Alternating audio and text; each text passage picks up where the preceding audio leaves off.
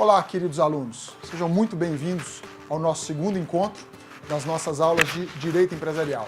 Sou Paulo Rodrigo Pantuza e nós vamos falar hoje, então, da empresa, do empresário e do estabelecimento empresarial. Na aula passada, nós terminamos falando sobre a estrutura da empresa, sobre a empresa como objeto de estudo do direito empresarial, trazida pelo direito italiano, através do Código Civil de 1942 e implantada no direito brasileiro através do Código Civil de 2002. Pois bem, como se trata de uma ciência, o direito empresarial tem como base, como objeto de estudo, a empresa, o estabelecimento e o empresário. E aqui eu quero fazer um corte, quero fazer uma metáfora da seguinte situação. Em várias situações jurídicas, nós temos sujeito, objeto e relação jurídica. Exemplo, eu quero comprar o seu automóvel. Existem as partes, os sujeitos, comprador e vendedor, existe o objeto, que é o automóvel em questão, e desse acordo, desse contrato, desse trato, nasce uma relação jurídica. E aí vocês vão perguntar, mas o que isso tem a ver com o direito empresarial, professor? Tudo. Por quê? Tendo como objeto de estudo a empresa, o empresário e o estabelecimento, nós podemos falar, sem medo de errar, que o empresário vai ser o sujeito, vai ser a pessoa que vai exercer aquela atividade empresarial, o objeto vai ser o estabelecimento, que é o conjunto de bens móveis e imóveis utilizado pelo empresário na sua atividade, e a empresa vai ser essa relação jurídica. A empresa, então, ela é uma abstração, a empresa é uma atividade. Não consegue se tocar a empresa. Você consegue tocar o estabelecimento empresarial. Você consegue ver o empresário. A empresa não. Como eu vejo a empresa, então, já que eu não posso tocar? Imaginem uma grande montadora de automóveis.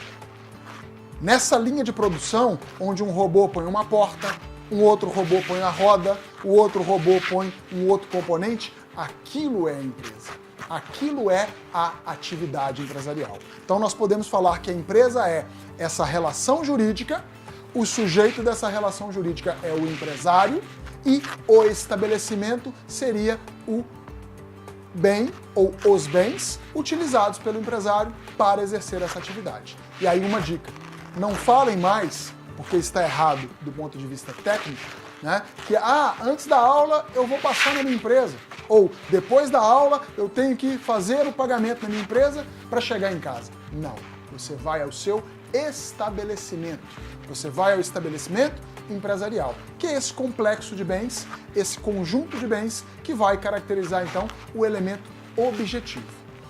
Estabelecido essas bases, nós temos que falar que o direito italiano, tendo sido precursor da teoria da empresa, foi muito rico e muito importante para o direito brasileiro ao estudar, ao se debruçar sobre os vários temas.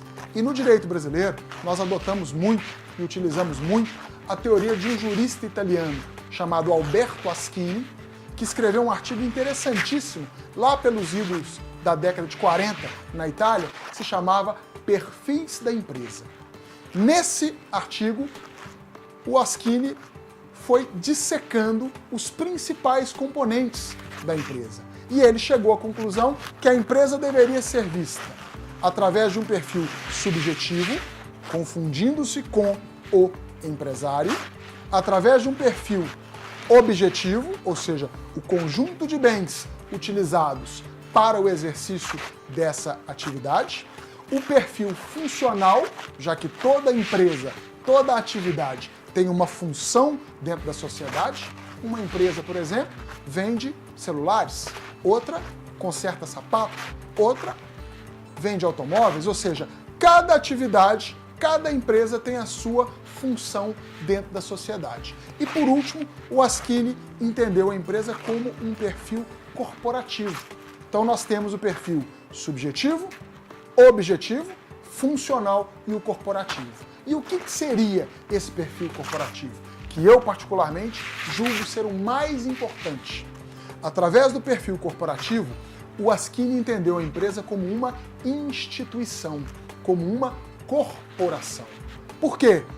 Voltamos lá na nossa primeira aula. A empresa vai ser aquele ente que vai absorver a mão de obra, já que, infelizmente ou felizmente, não é possível termos um país só com funcionários públicos. Alguém vai ter que trabalhar na iniciativa privada.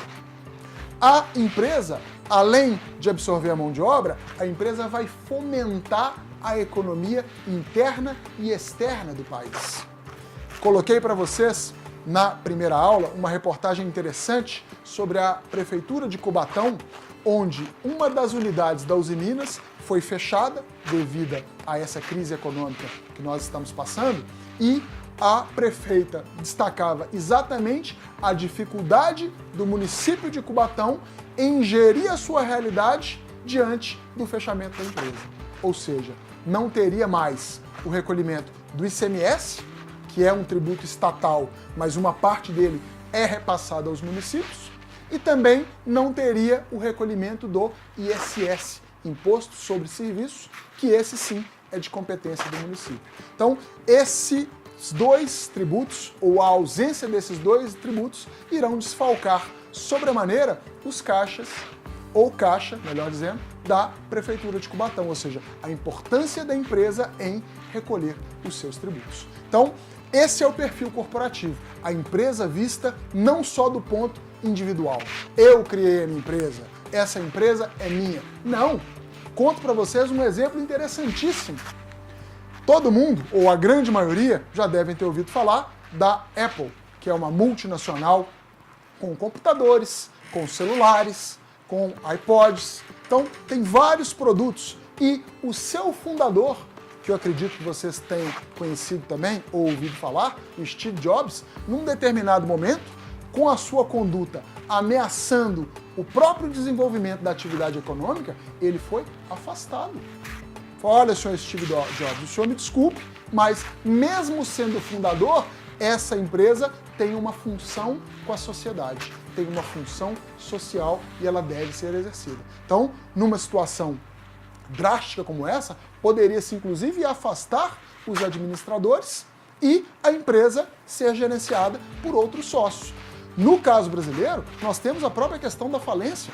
Se um determinado empresário não exercer bem as suas atividades empresariais, ele pode vir a sofrer o processo de falência, que é uma intervenção estatal que vai afastá-lo do exercício da sua atividade. Então, nós não temos mais a empresa só nesse aspecto privado, temos a empresa num aspecto social.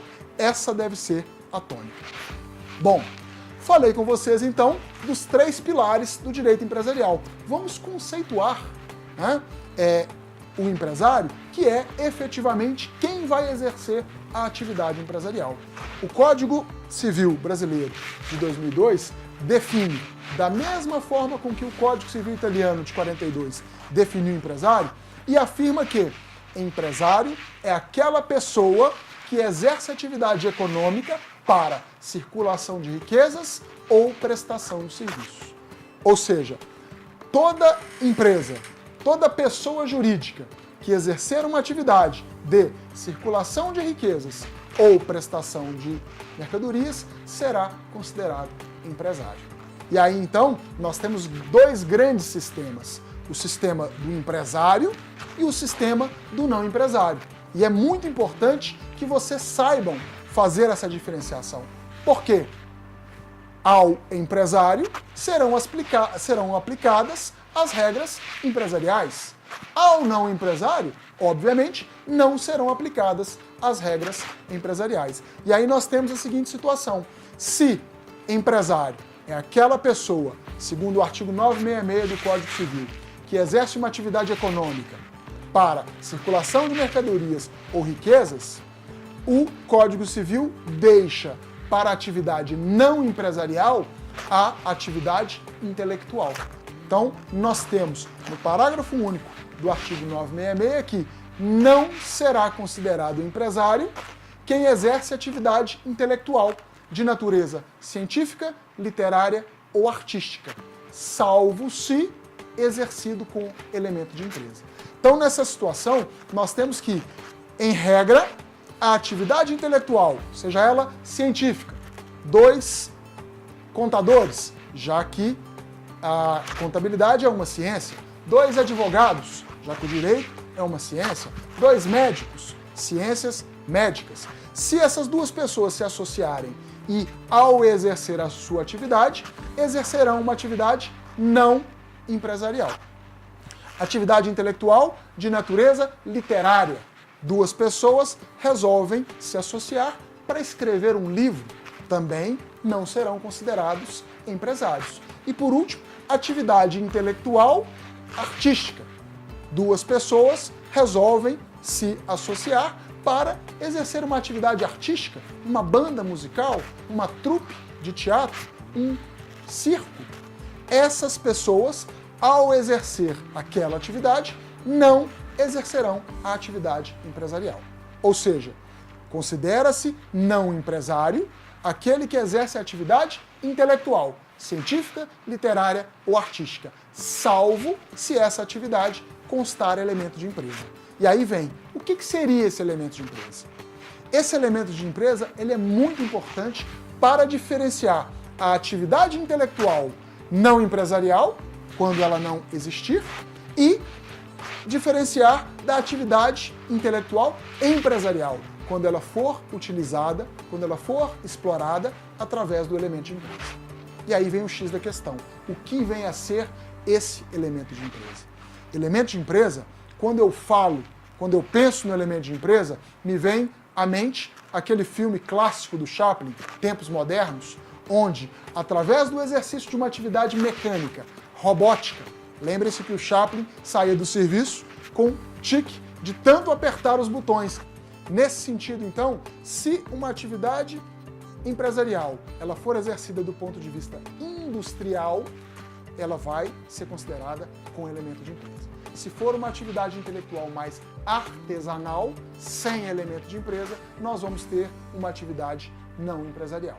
Então, por hoje, eu agradeço a participação de vocês e convido a vocês a assistir a nossa terceira aula. Um abraço a todos, fiquem com Deus.